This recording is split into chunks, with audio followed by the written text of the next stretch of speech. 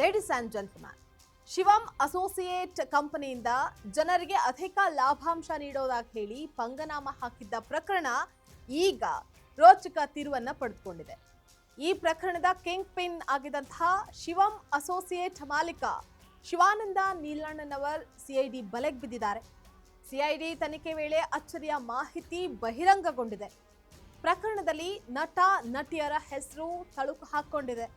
ಹಾಗಾದ್ರೆ ಈ ಪ್ರಕರಣದಲ್ಲಿ ಯಾರ್ಯಾರು ಭಾಗಿಯಾಗಿದ್ದಾರೆ, ತನಿಖೆ ಯಾವ್ಯಾವ ಮಟ್ಟಕ್ಕೆ ತಲುಪಿದೆ, ಇದರ ಕಂಪ್ಲೀಟ್ ರಿಪೋರ್ಟ್ ಅನ್ನ ನೋಡ್ತಾ ಹೋಗೋಣ. ವೀಕ್ಷಕರೇ, ನೆಲ ಜಲ ಭಾಷೆಗಾಗಿ ಪ್ರಾಮಾಣಿಕ ಪತ್ರಿಕೋದ್ಯಮ. ನೀವು ನೋಡ್ತಾ ಇದ್ದೀರಾ ಫೋಕಸ್ ಟಿವಿ. ನಾನು ನಿಶ್ಚಿತ.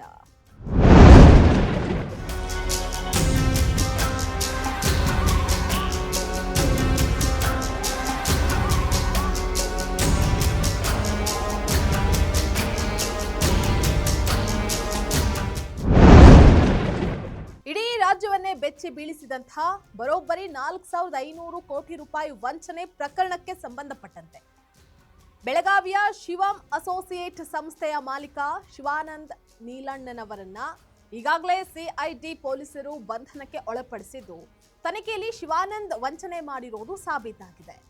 ಇದುವರೆಗೂ ಸಾರ್ವಜನಿಕರಿಂದ 2,400 ಕೋಟಿ ರೂಪಾಯಿಗಳು ಸಂಗ್ರಹ ಮಾಡಿರುವಂತಹ ಸುದ್ದಿ ಕೇಳಿ ನೆಟ್ಟಿಗರೇ ಬೆಚ್ಚಿಬಿದ್ದಿದ್ದಾರೆ. ಇದುವರೆಗೂ ಸಾರ್ವಜನಿಕರಿಂದ 2,400 ಕೋಟಿ ರೂಪಾಯಿ ಸಂಗ್ರಹ ಮಾಡಿದ್ದಾರೆ. ಇದರಲ್ಲಿ ಸುಮಾರು ದುಡ್ಡು ಸಾರ್ವಜನಿಕರಿಗೆ ಹಿಂದಿರುಗಿಸಿದ್ದಾನೆ. ಹೊಸದಾಗಿ ಹೂಡಿಕೆಯಾದ ಹಣವನ್ನ ಹಳಬರಿಗೆ ಬಡ್ಡಿ ರೂಪದಲ್ಲಿ ಕೊಡ್ತಾ ಇದ್ದ ಅಂತ ಹೇಳಲಾಗಿದೆ. ಸಂಗ್ರಹದ ಹಣಕ್ಕಿಂತ ಬಡ್ಡಿ ಕೊಡುವ ಹಣ ಹೆಚ್ಚಾದ್ರೆ ಸಮಸ್ಯೆ ಆಗ್ತಾ ಇತ್ತು ಅಂತ ವಂಚನೆಯ ರಹಸ್ಯವನ್ನ ಬಿಚ್ಚಿಟ್ಟಿದ್ದಾನೆ ಅಂತ ಈ ಕುರಿತು ಬೆಳಗಾವಿಯಲ್ಲಿ ಸಿಐಡಿ ಡಿಐಜಿಪಿ ಭೀಮಾಶಂಕರ್ ಗುಳೇದ್ ಮಾಹಿತಿ ನೀಡಿದ್ದಾರೆ.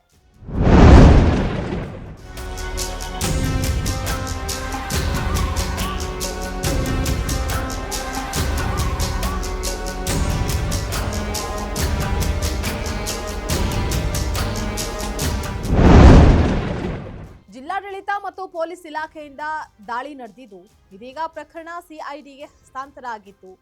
ಸಾಮಾನ್ಯವಾಗಿ ತನಿಖೆ ನಡೆಯುವಾಗ ಸುದ್ದಿಗೋಷ್ಠಿ ಮಾಡಲ್ಲ. ಇವತ್ತಿಗೂ ಶಿವಂ ಅಸೋಸಿಯೇಟ್ ಕಂಪನಿಗೆ ಜನರು ಹಣವನ್ನ ಹಾಕ್ತಿದ್ದಾರೆ.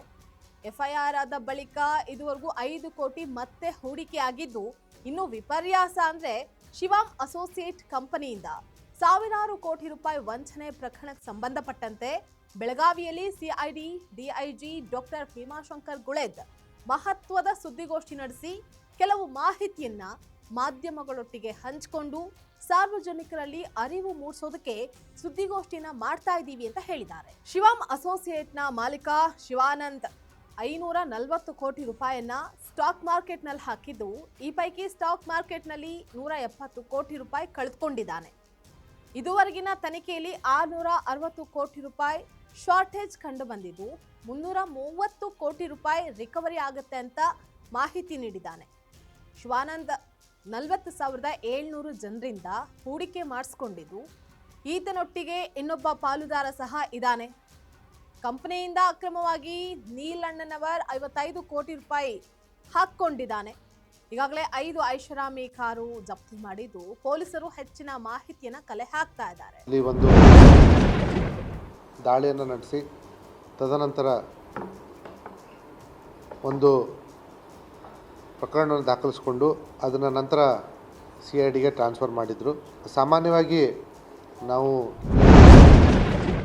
ಶಿವಾನಂದ್ ನೀಲಣ್ಣನವರ್ 11 ಓಲ್ವೋ X90 ಕಾರ್ ಖರೀದಿ ಮಾಡಿದ್ದು, ಅವುಗಳನ್ನ ಶೀಘ್ರದಲ್ಲಿ ಜಪ್ತಿ ಮಾಡ್ತೀವಿ. ಇದುವರೆಗೂ 400 ಕೋಟಿ ರೂಪಾಯಿ ಹೆಚ್ಚುವರಿಯಾಗಿ ಹೂಡಿಕೆದಾರರಿಗೆ ಹೋಗಿದೆ. ಆ ಹಣವನ್ನ ವಾಪಸ್ ಪಡೆದು ಇನ್ನುಳಿದ ಹೂಡಿಕೆದಾರರಿಗೆ ನೀಡ್ತೀವಿ ಅಂತ ತಿಳಿಸಿದ್ದಾರೆ. ಎಫ್ಐಆರ್ ಆದ ಮೇಲೆ 4-5 ಕೋಟಿ ರೂಪಾಯಿ ಡೆಪಾಸಿಟ್ ಆಗಿದ್ದು, 30 ಅಕೌಂಟ್ ಸಿಕ್ಕಿದ್ದು, ಇದರಲ್ಲಿ 7 ಅಕೌಂಟ್ಗಳಲ್ಲಿ ಹೆಚ್ಚಿನ ಹಣ ವರ್ಗಾವಣೆ ಆಗಿದೆ.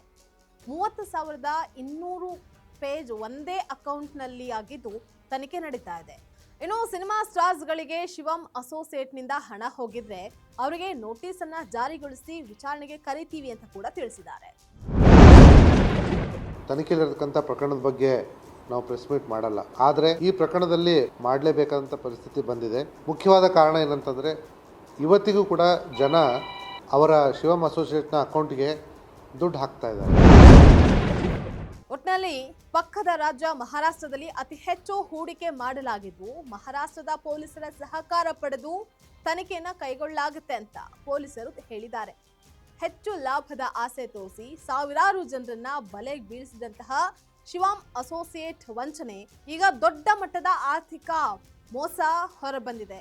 2,400 ಕೋಟಿ ರೂಪಾಯಿ ಹಣವನ್ನ ಸಂಗ್ರಹಿಸಿ 660 ಕೋಟಿ ಕೊರತೆಯಾಗಿದ್ದು ಎಫ್ಐಆರ್ ಆದ ಮೇಲೆ ಜನರು ಹಣ ಹೂಡಿಕೆ ಮಾಡಿರೋದು ಇನ್ನಷ್ಟು ಆತಂಕಕಾರಿ ವಿಚಾರ.